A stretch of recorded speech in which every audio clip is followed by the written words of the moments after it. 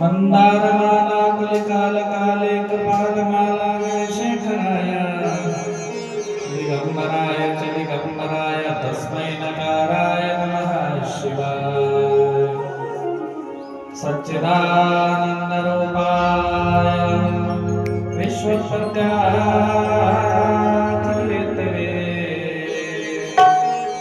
तापत्राय विनाशाय गोविन्दाय वयं नमः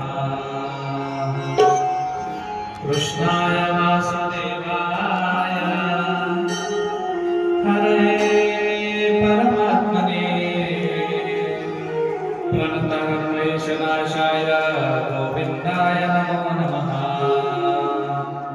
वसुदेवसुतं देवं कंसचानूरमर्दनं देवकी परमानन्दं कृष्णवन्दे जगद्गुरुं गुरुर्ब्रह्मा गुरुर्विष्णु गुरुर्देवो महेश्वरा गुरुः साक्षात् परब्रह्म तस्मै श्री गुरुवे नमः अखण्डमण्डलाकारं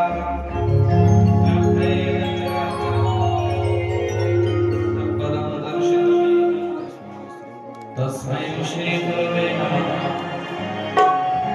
मंत्र सत्यं सत्यं देवदयानिधे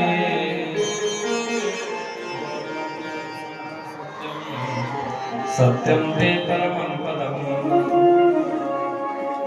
नानासुगन्धि पुष्पाणि यथा कालोद्भवानि च पुष्पाञ्जलिर्मया दत्तं गृहाणां परमेश्वर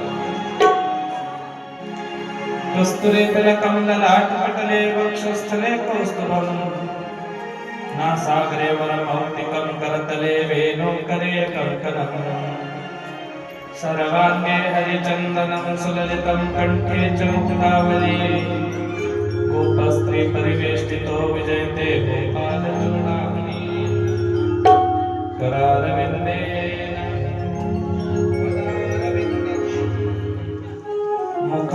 मुखारविन्देन विनवेशयन्तम् वटस्य पत्रास्य पुटेशयानं बालं मुकुन्दं मनसा स्मरामि सुखावसाने त्रिदमेव सारं सुखावसाने त्रिदमेव गेयं देहावसाने त्रिदमेव जात्यं गोविन्द दामोदर माधवेति माता यशोदा हरि को पुकारे जागो उठो मोहन नैन खोलो द्वारे खड़ी गोप बुला रही है द्वारे खड़ी गोप बुला रही है गोविंद दामोदर माधवेति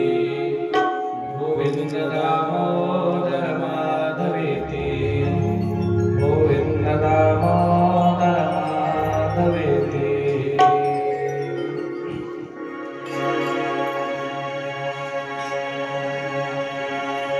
कृष्ण गोविंद गोविंद गोपाल नंदलाल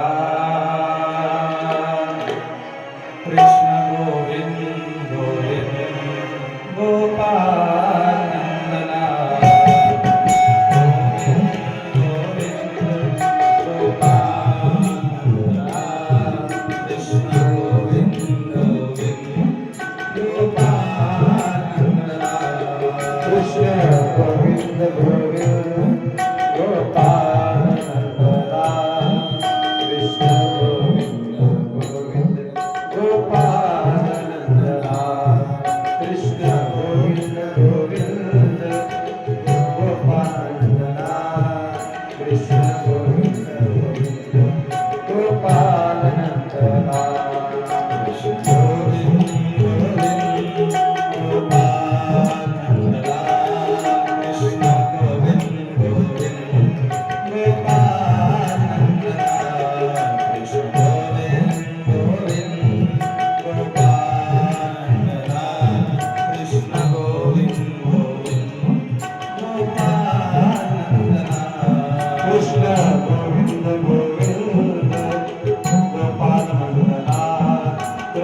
गोविंद गोविंद गोपाल नंदलाल कृष्ण गोविंद गोविंद गोपाल नंदलाल कृष्ण गोविंद गोविंद गोपाल नंदलाल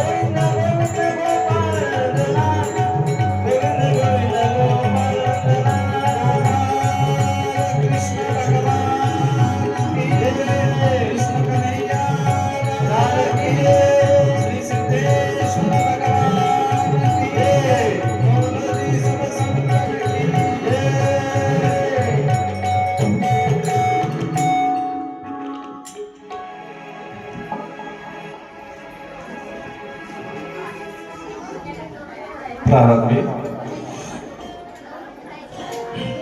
कथेच्या या सांगतेच्या दिवसाला सुरुवात करत असताना ही आजची कथा म्हणजे विश्रांतीची कथा आहे.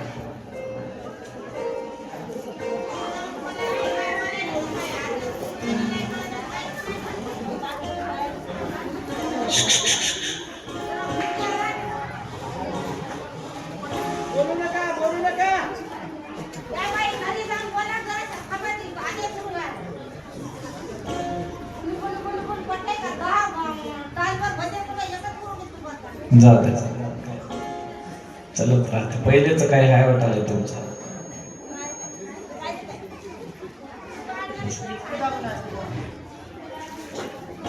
आज या कथेच्या 6व्या 7व्या म्हणजे शेवटच्या विश्रांतीच्या दिवसाला आपण प्रारंभ करत आहोत. कसं आहे, घराकडनं येताना सगळे कामं आटपल्याशिवाय घराच्या बाहेर निघायचं नाही. काळाची या उडी पडेल बा जेव्हा सोडविना तेव्हा माय बाप. हे जे शेजारनी मैत्रिणी संगतीच्या सगळ्या सोबतीनी जेव्हा आपल्यावरती काळ उडी मारतो ना महाराज, तेव्हा हे सोडवणारे कोणी राहत नाही, कोणीच राहत नाही. मग कथेच्या मंडपात येऊन त्याच्या संग बोलण्यात काही अर्थ राहत नाही. उभं कशाला बोलायचं, ते काय आपलं वाटून घेणारे नव्हतं. असं झालं का कवा की एखाद्या लग्नाला जाताना शेजारणीची एक दाणी घालून गेलो आणि आल्यावर वापस देतात तिने म्हणजे नको बाई आजपासून तुलाच राहू दे म्हणली काय कधी नाही म्हणत. उगा ते तात्पुरतं होय, उगा दाखवायचं नाही. या कथेच्या मंडपात आल्याच्या नंतर आपल्या स्वतःचा अगोदर विचार करायचा. इथं संसाराचा विचार करायचा नाही, इथं बाकीच्या विचार करायचा नाही. माझ्या जीवाला शांती मिळण्याकरता याच्यात काय भेटतं एवढा विचार करायचा. आणि जीवनामध्ये कायम लक्षात ठेवा, कोणी सोबती नसतात महाराज. तात्पुरते गोडी लावतात आणि आपल्या आपल्या मतलबानं आपल्या संग राहतात. येळला सगळे सोडून दिलेली बरी. एकाएका ना सगळे सोडून द्यायचे, ब्लॅकलिस्ट मध्ये टाकत राहा माणसं. शिकायचं असं, कारण सगळे मतलबी होता आपल्या मतलबापुरते राहतात, आपल्या म्हणजे काय टाइमपास पुरते राहतात. हे कोणी सोबत नव्हतं, कारण काळ जेव्हा पडते तेव्हा कोणीच कोणाला सोडवायला येत नाही. व्यर्थपणामध्ये गुतायचंय नाही, गुंतून राहायचंय नाही. आपल्या आपल्या जीवाचं हित माणसानं बघा.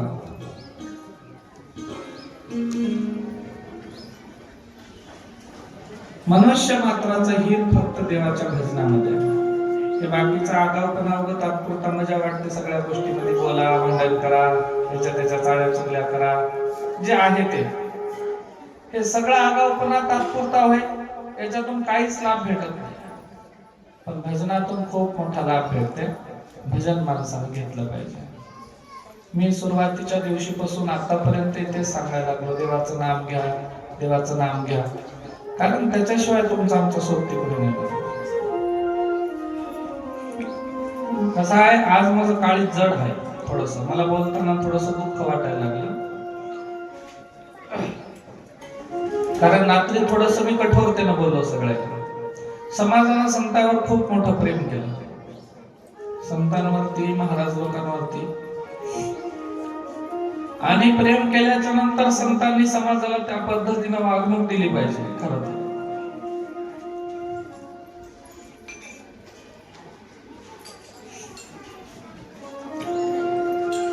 जेव्हा या सामान्य लोकांचा फायदा ही मंडळी घेतात, किंवा साधू संतांच्या नावावरती हे सगळा व्यवहार चालतो,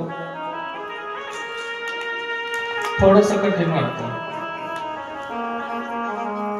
आज हे गाव मी आलो त्या दिवशीपासून आजपर्यंत प्रेमानं सगळी लोक माझ्या सोबत राहिले. पण आज ही कथा संपवत असताना खरोखरच अंतःकरण जड व्हायला लागलं.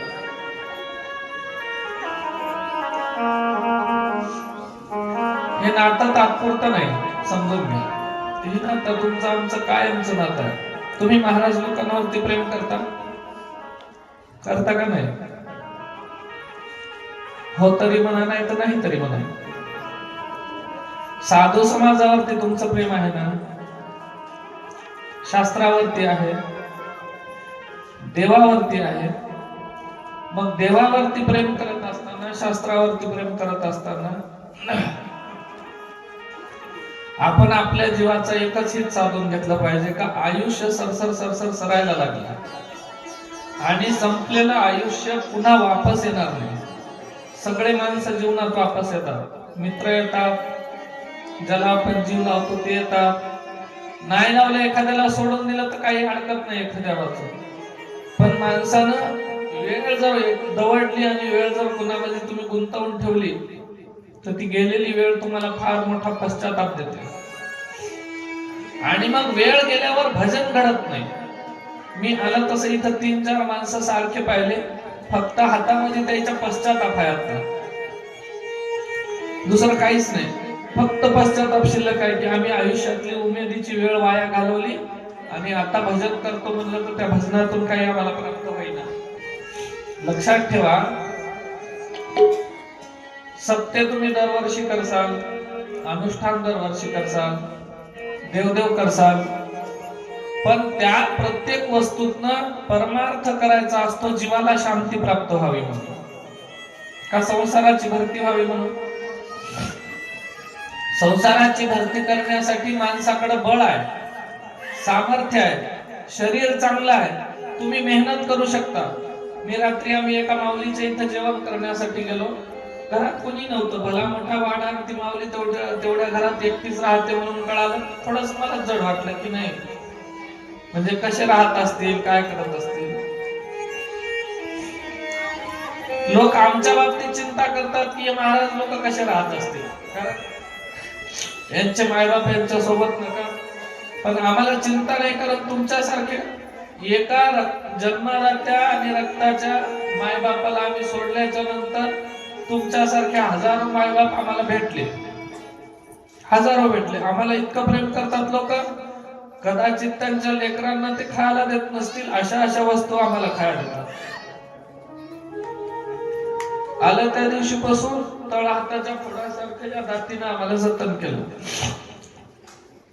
पण कधी कधी हे जे दुःख वाटायला ना, माझ्यासाठी नाही, आम्हाला कुठल्याच वस्तूची आजही कमी नाही, कालही नव्हतं.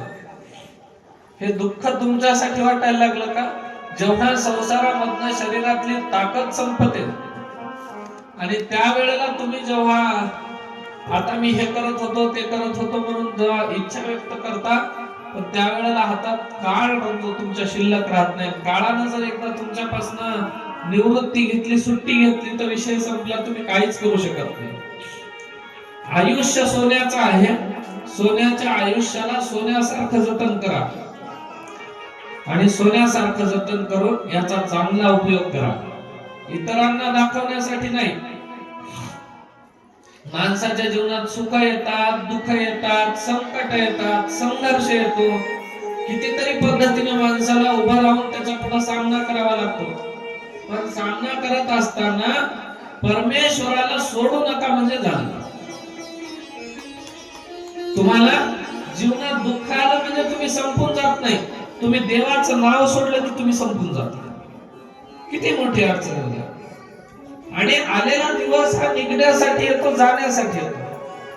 5ही पांडवांची सगळी पोटची लेकरं मारल्या गेली, सगळे त्यांचे भाऊबंद मारल्या गेले, सगळी भावभावकी समाप्त झाली आणि अख्खा त्यांचा परिवार, कुटुंब, सगळ्या कुळाचा क्षय झाला. वर्णसंकराचा दोष पांडवायला लागला. आणि एवढा मोठा दोष लागल्याच्या नंतर सुद्धा पोटचे लेकरं मारल्या गेलेले असताना सुद्धा त्यांना त्या परिस्थितीचा सामना करावा लागला. का? कारण देवानं सांगितलं होतं की तुम्हाला एवढं काम करायचं आहे. तुम्हाला जर देवानं सांगितलेली गोष्ट कळत नसेल, साधू संतांनी सांगितलेली गोष्ट कळत नसेल, तुम्ही जर संसाराची भरती करत असाल किंवा मला बायकोनं सांगितलं, लेकरानं सांगितलं, घरचं काम आहे, हे आहे, ते आहे म्हणून जर तुम्ही याच्यात वेळ वाया घालवत असाल तर तुमच्या इतका आभागी कोणी नाही. सौभाग्यानं मानवी देह प्राप्त झाला, त्याच्यात फार थोडासा वेळ तुमच्याकडे शिल्लक आहे, थोडासा वेळ आहे. आणि मग शिल्लक वेळेत ना या जीवाला उन्नत करण्यासाठीचा एखादा रस्ता निवडून घ्या. आणि जीवनात तुम्हाला सांगायला लागलो संत असा निवडा का आयुष्यामध्ये त्याच्यापासून आमच्या अस्तित्वाला धोका नाही, अस्तित्वाला उजळता प्राप्त झाली पाहिजे, शुभ्रता प्राप्त झाली पाहिजे. एक माऊली म्हणत होती, आम्ही त्या दिवशी चहा प्यायला गेलो, महाराज म्हणले आम्ही असं बाया माणसं पुढे जर भजन बिजन म्हणल्या तर समाज आम्हाला नाव बोट ठेवते, बरोबर वाटत नाही, असं नाही तसं नाही. मी म्हणलो तसं काही नसतं, लोकांनी नाव बोट किती ठेवले तरी आपलं आपलं काम आपण करायचं असतं. लोक नाव ठेवतात म्हणून विषय सोडून द्यायचे नसतात. भजन करत असताना जितका दोष लागतो किंवा भजन करताना भक्ती करताना जेवढं लोकांचे टोमणे बोलणं खावं लागतं तितकं कोणालाच खावं लागत नाही मला. पण हे सगळं करताना रस्त्यावरती जे लोक राहतात आणि भजन सोडत नाहीत त्यांचंच नाव कधीतरी जनाबाई सारखं, मीराबाई सारखं, तुकोबारायांसारखं, माऊलींसारखं होत असतं. संत हे समाजाचा विरोध पत्करून, समाजाचा हस स्वीकारून, समाजात चार परिस्थिती कायम असतात, लक्षात ठेवा. सुरुवातीला तुम्ही एखादं काम करतो म्हणा, नवीन एखादा माळकरी झाला, नवीन एखादा भक्ती मार्गाला लागला, देवदेव करायला लागला, गुरु केला आणि आता देवदेवाच्या मार्गाला लागला. सगळ्यात अगोदर लोक त्याला हसतात, त्याचा हसू होत. हसू सहन करू नये त्यानं जर आपला परमार्थ सुरू ठेवला तर लोक त्याला विरोध करतात. नाही नाही नाही नाही, ते काल शान झालं त्याच्यासारखं त्याला काय जमते का, आपण बघू. त्याचे विरोध केल्याच्या नंतरही त्यानं आपलं काम चालू ठेवलं तर त्याला त्रास देतात, त्याच्या कामामध्ये आडफाटा आणायचा, काम पुरं होऊ द्यायचं नाही, त्याला काहीच करायचं नाही, त्याला मदत करायची नाही, त्याचा विरोध करायचा, माणसं उभे करायचे आडवे. विरोध करतात, हस करतात, त्रास देतात आणि शेवटाला जाऊन या तिन्ही गोष्टींमधून त्यानं बाहेर निघला का मग त्याचा स्वीकार करतात. नाही रे, त्यानं करते तेच बरोबर आहे, आपणच कदाचित कुठं तरी चुकलो असं. मग ह्या वस्तू ज्या आहेत त्या रस्ता धरून चालणाऱ्या माणसासाठीच्या आहेत. आयुष्यात लक्षात ठेवा, कोणी जर विरोध करत असेल तर तुम्ही योग्य रस्त्यावरती आहात. आयुष्यात लक्षात ठेवा, कोणी हसत असेल तुम्ही बरोबर रस्त्यावरती आहात. आयुष्यात लक्षात ठेवा, कोणी जर त्रास देत असेल तर तुमचा त्रास लवकरच संपल, पण त्याला त्याच्या कर्माचं फळ इतकं गहन भेटणार आहे की त्याला त्याच्यातनं मोकळीक होणार नाही. याच्या पलीकडे गेल्याच्या नंतर देव तुमचा स्वीकार करणार आहे. पाचही पांडवांचं युद्ध संपलं. युद्ध संपल्याच्या नंतर देव द्वारकेला निघून गेले. द्वारकेला निघून गेल्याच्या नंतर या पांडवांचं हे इंद्रप्रस्थाचं, हस्तिनापुराचं राज्य चांगल्या पद्धतीनं चालत होतं. धर्म आता गादीवरती बसलेला आहे. इकडे द्वारकाधीश भगवान श्रीकृष्ण पण जाता जाता या कृष्णाला गांधारीनं शाप दिला. महाराज गांधारीनं काय शाप दिला? कृष्णा, अरे वासुदेव, तू तर मनामध्ये आणलं असतं तर तू एका सुदर्शन चक्राच्या प्रतिघातामध्ये सगळं युद्ध संपवू शकला असतास.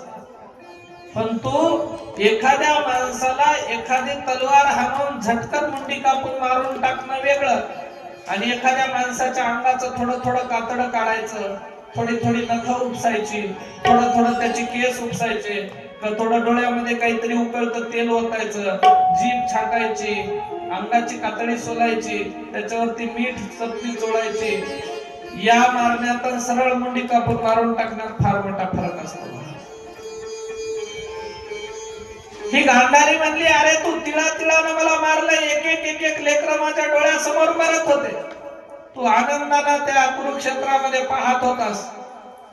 एक एक माझ्या कुळातले लोक मारल्या जात होते. भीष्म पितामह, गुरु द्रोणाचार्य, कृपाचार्य, महारथी कर्ण, ही सगळी मंडळी जेव्हा धाय धाय एका एकानं मारल्या जात होती, तू उघड्या डोळ्यानं पाहत होतास. 100 लेकरं माझी तुझ्या नजरेच्या समोर मारल्या गेली. तू जर काडी केली नसती तर माझ्या एकही लेकरू मेलं नसतं. पण तू सगळ्यात मोठं कपट कारस्थान केलं. पांडवांच्या धर्माच्या नावाखाली तू माझ्या एका 100 लेकराच्या माईची कूस त्या ठिकाणी मोकळी केली.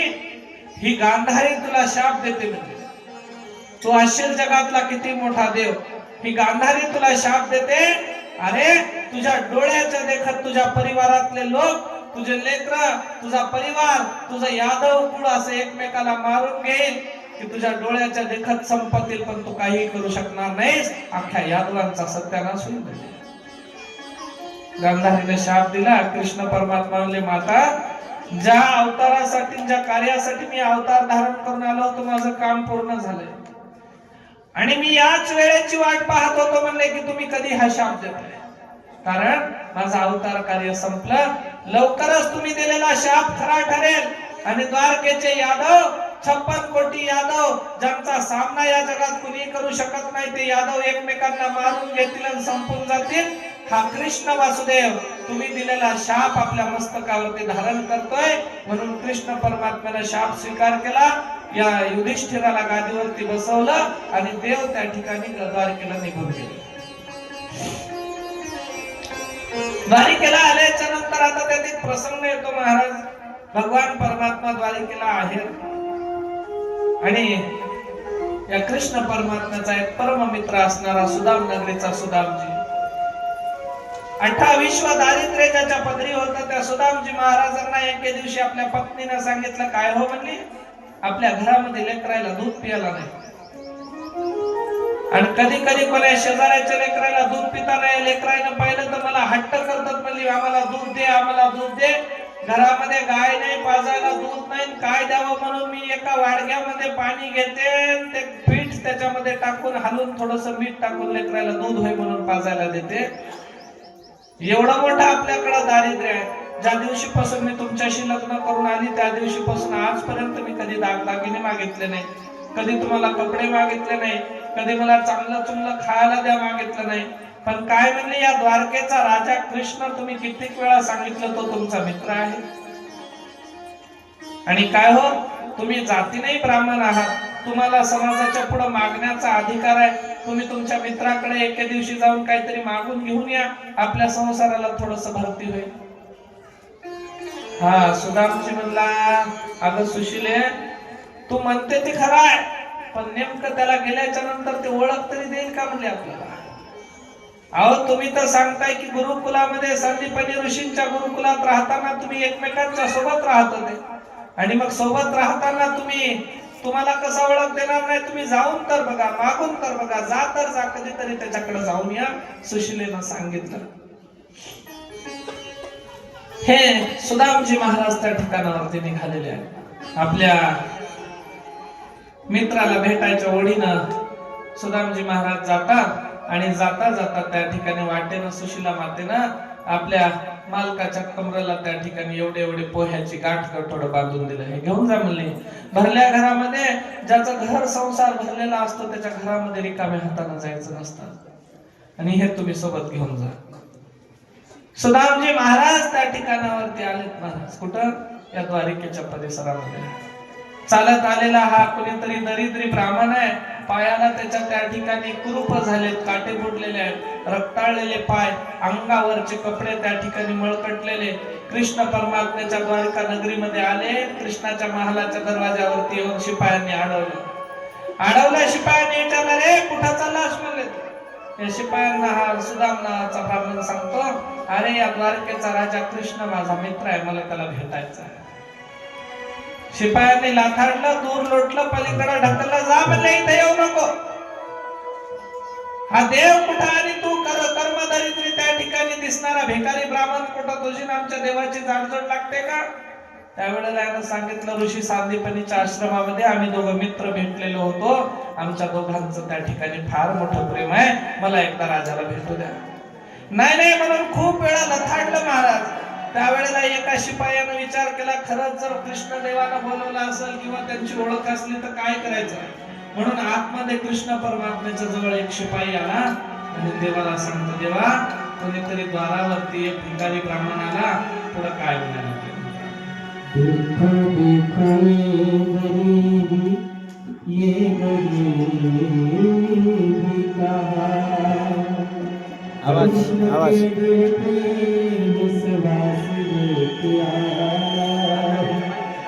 मेरे बचपन का यार है मेरा शाह, यही सोच कर मैं आस लेके आया, अरे द्वार पाओ कन्हैया से कह दो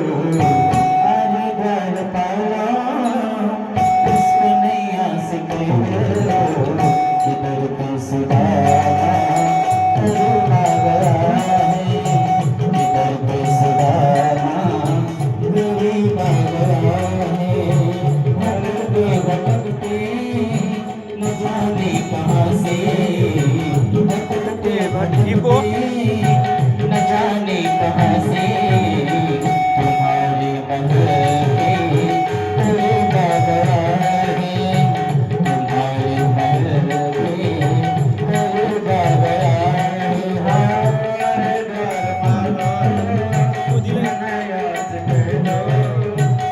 हमारे द्वार पालो कन्हैया से कह दो बेसुदा गरीबा गया है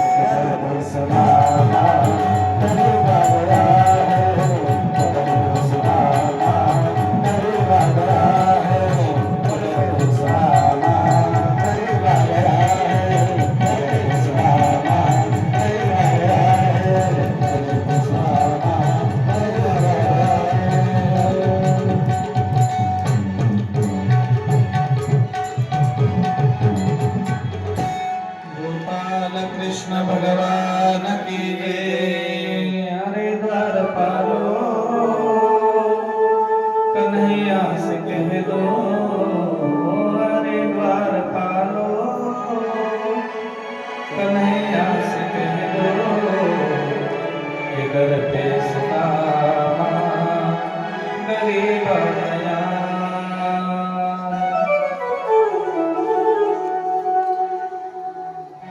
वासुदेव श्रीकृष्णाच्या दरबारामध्ये त्या ठिकाणी सुदामजी महाराज आलेले.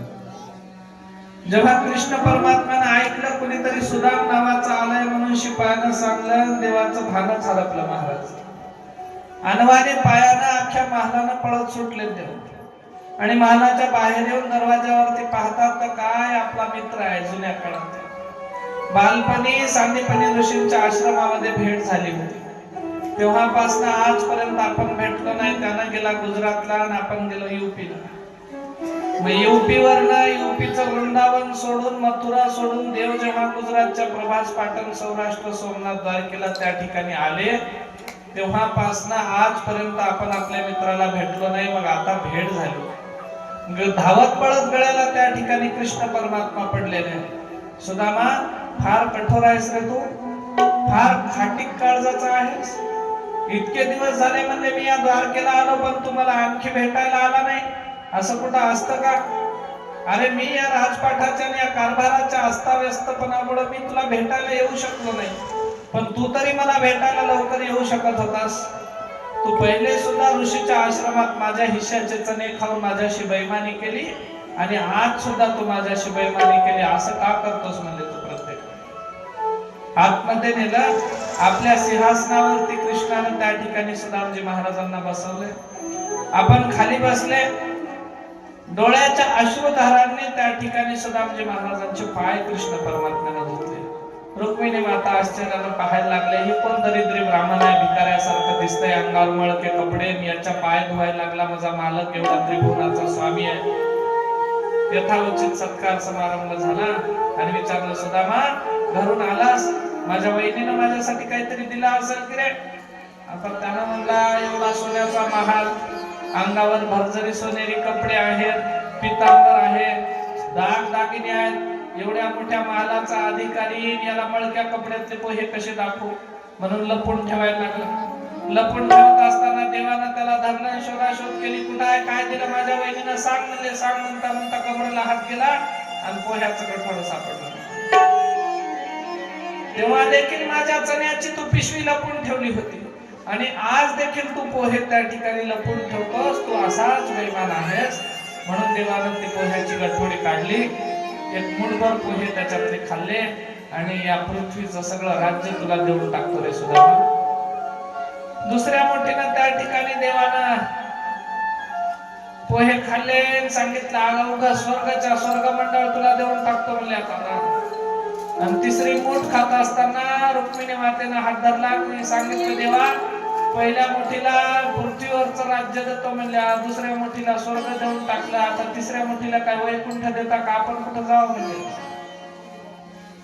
आता रुक्मिणी मैत्री पुढं आणि जिव्हाळ्याच्या त्या ठिकाणी माणसा पुढं स्वतःचं अस्तित्व काय असतं, त्रिभुवनाचं साम्राज्य सुद्धा मी माझ्या मित्राला देऊ इच्छितो ग. त्या ठिकाणी माझा मित्र फार दिवसांनी आलाय, माझ्या जीवाचा जीव लागाय म्हणजे. आणि म्हणून रुक्मिणी मातेला कृष्ण परमात्मा सांगतात, सुदाम म्हणजे माझा जीव आहे. आणि त्या सुदामजी महाराजांच्या मुक्तीचा उद्धार केला, ऐश्वर्य संपन्न त्यांना बोलवलं, सगळ्या गोष्टी सुदामजी महाराजांचं चरित्र पूर्ण झालं. बोल सुदामजी महाराज की जय, कृष्ण कन्हैया लाल की जय. कृष्ण परमात्म्यानं आपलं अवताराचं कार्य पूर्ण करत असताना या यादव कुळाचा आता संहार होणार आहे. आणि यादव कुळाचा संहार होत असताना देव म्हणले, आता आपल्याला काही आता जास्त दिवस थांबण्याचा अर्थ नाही, पण काहीतरी निमित्त लागतं महाराज. कृष्ण परमात्म्याचा मुलगा आहे साम. हा साम थोडासा व्यसनांमध्ये अडकलेला होता. मदिरा प्राशन करायचा आणि दारू पिऊन त्या ठिकाणी साधू संतांचा उपहास करायचा, नावबोट ठेवायचा. सामाने एके दिवशी साडी नेसली, स्त्रीचे वस्त्र धारण केले, अंगावरती त्या ठिकाणी स्त्रीचे आभूषण घातले, पोटाला थोड्याशा चिंध्या बांधल्या आणि त्यामध्ये त्या ठिकाणी एक काय म्हणतात असं गरोदर स्त्री असल्याचं शोक घेतलं आणि एका ऋषीच्या जवळ गेले. 4-5 यादवांचे मुलं आणि हा साम ऋषी महाराजांच्या जवळ जाऊन महाराजांना विचारले, महाराज ही स्त्री गरोदर आहे, हिचे दिवस भरत आले, सांगा म्हणजे हिला काय लेकरू होईल. मुळात हे पोरग होतं.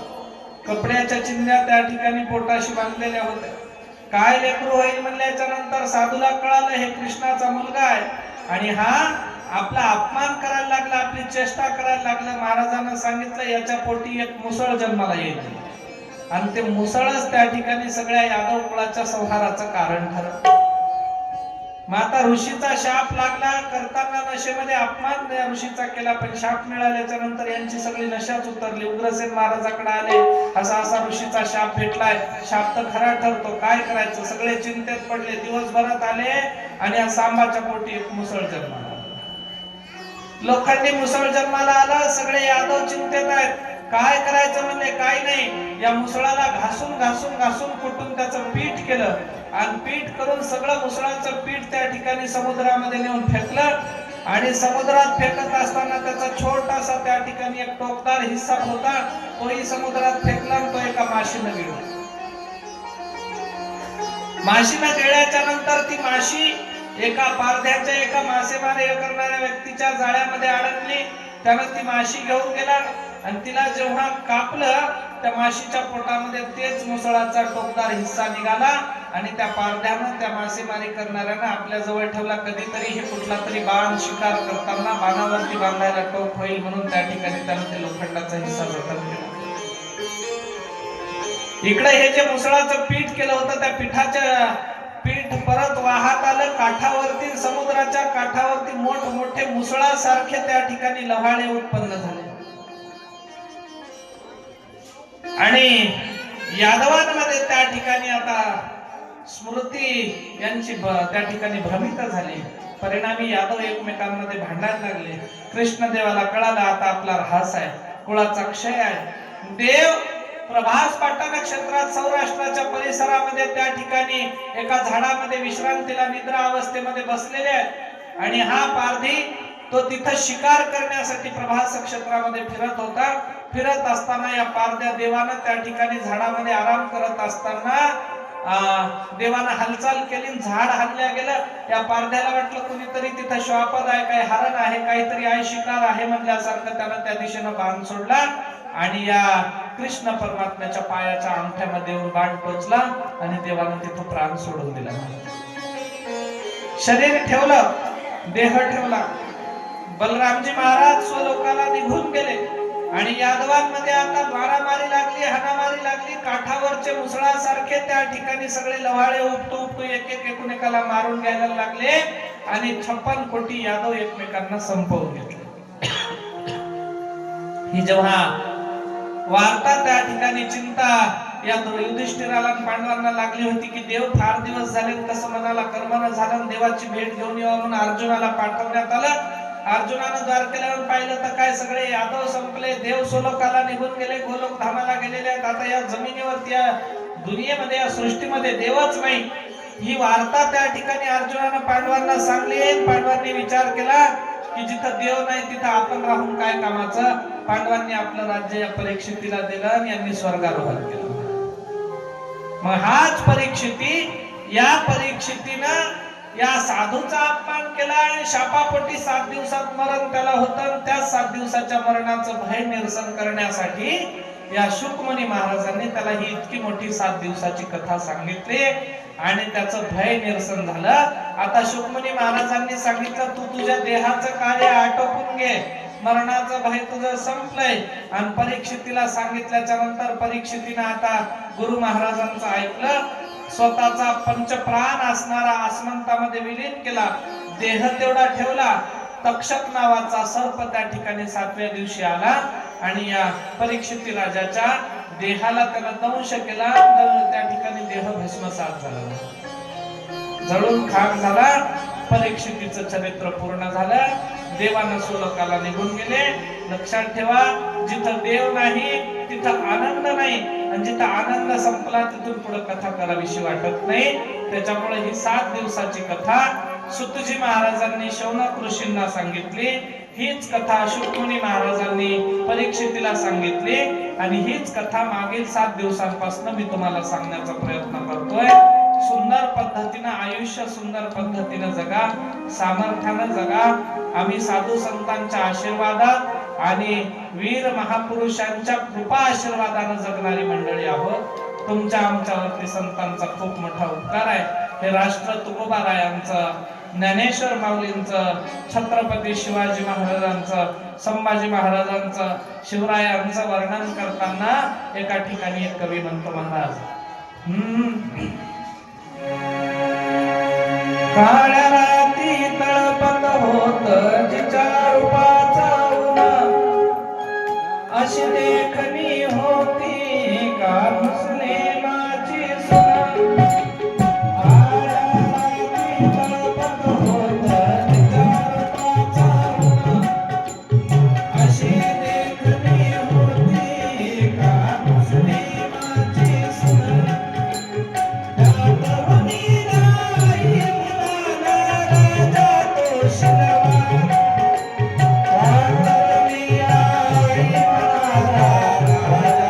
शिलवा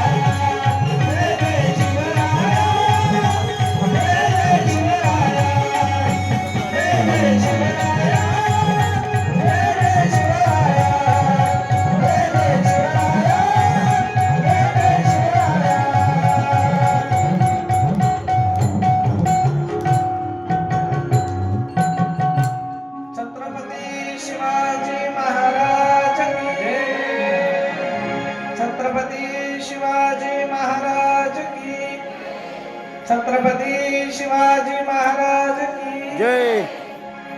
तुम्हाला आम्हाला बळ देणारी ही साधू संत मंडळी ही थोर पुरुष महाराज. छत्रपती शिवाजी महाराज होते, छत्रपती संभाजी महाराज होते, तुमच्यासारख्या माझी जाऊ होत्या म्हणून हे स्वराज्य घडलं. हॅलो.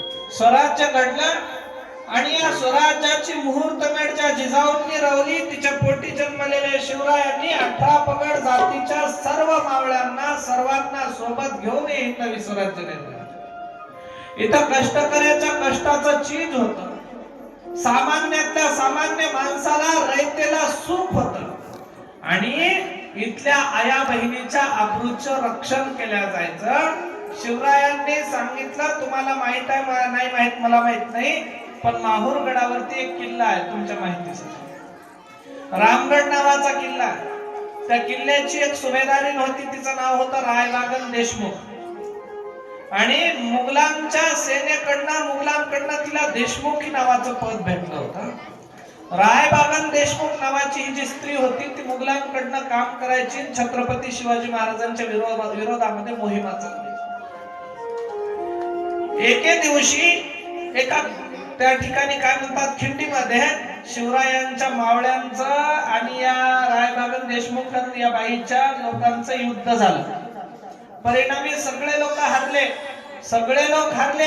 या बाईला त्या ठिकाणी आता शरणागती पत्करावी लागली आणि शरणागती पत्करल्याच्या नंतर या लोकांनी मावळ्यांनी शिवरायांसमोर तिला उपस्थित केलं आणि तिला सांगितलं की आता तुझी खैर नाही, आता तू जिवंत वाचणार नाहीस. पण छत्रपती शिवाजी महाराजांनी सांगितलं, शंभू तुळजेशा भूमीशी पात्र असे स्त्री आदराला. काय म्हणतात? शंभू तुळजेच्या भूमीवरी करील कोणी गद्दारी, म्याना मधुनी असंख्य उठतील रणमर्दांच्या शमशेरी.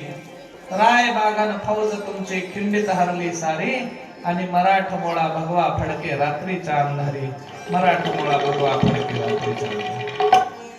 रायबागन देशमुखीला समोर केलं आणि सांगितलं, बाई या समाजामध्ये आम्ही स्त्रीला मातेचा दर्जा दिलेला आहे, तुम्ही स्त्री आहात, आम्ही तुमच्या आबरूला कसल्याही पद्धतीचा धक्का लागू देणार नाही. पण हे शंभू म्हणजे महादेव आणि तुळजा म्हणजे भवानी, हे भवानी शंकराचं राज्य आहे, हे सामान्य रयतेचं राज्य आहे, हे सामान्य लोकांचं राज्य आहे, हे आमचं राज्य नाही, हे रयतेचं स्वराज्य आहे. आणि इथं जर कोणी गद्दारी करत असेल तर त्याची खैर नाही महाराज. पण तुम्ही एक स्त्री आहात आणि स्त्रीला कुठल्याही पद्धतीच्या तिच्या आबरूला धक्का लागेल असं वर्तन आमच्या स्वराज्यातले मावळे करत नाहीत. कारण शंभू तुळजेच्या भूमीशी पात्र असे स्त्री आदराला, पिंडीवरच्या बिल्वदलाचे मोल नारीच्या पदराला, महिलांवरती जुलुम जे करती नीती न स्मरती पुंड, अन्न घातकी हात न उरतील कितीही असो कुणी बलदंड. सामर्थ्यशाली किती जरी असला आणि स्त्रीच्या जर पदराला त्यानं हात घातला तर त्याचे हात कापल्याशिवाय आम्ही राहणार नाही, हे छत्रपती शिवाजी महाराजांनी सांगितलं. मग तुम्हाला आम्हाला ते शिवरायांची पार्श्वभूमी आहे, त्यांचा सामर्थ्य, त्यांचा आदर्श आमच्या डोळ्यासमोर आहे. माझी जाऊ आहेत जगद्गुरु संत श्रेष्ठ तुकोबाराया, मौली ज्ञानेश्वर, सर्व वारकरी संतांची परंपरा आहे. मग तुमच्या आमच्या जीवाचं हित होण्यासाठी या लोकांनी आपला देह पणाला लावला, आपला प्रपंच पणाला लावला आणि तुम्हाला आम्हाला हे राष्ट्र निर्माण करून दिलं. आनंदानं तुम्हाला आम्हाला फक्त आता देवाचं भजन तेवढं करायचं आहे, बाकी काही करायची आवश्यकता नाही. त्याच्यामुळे यत्किंचित 7 दिवसांपासून हे अनुष्ठान साजरं करत असताना, भजन करत असताना खरं तर खूप वेळ घेणार होतो, पण मला आता आणखी पलीकडे दुसरीकडे एक कथा प्रारंभ करण्यासाठी जायचं आहे.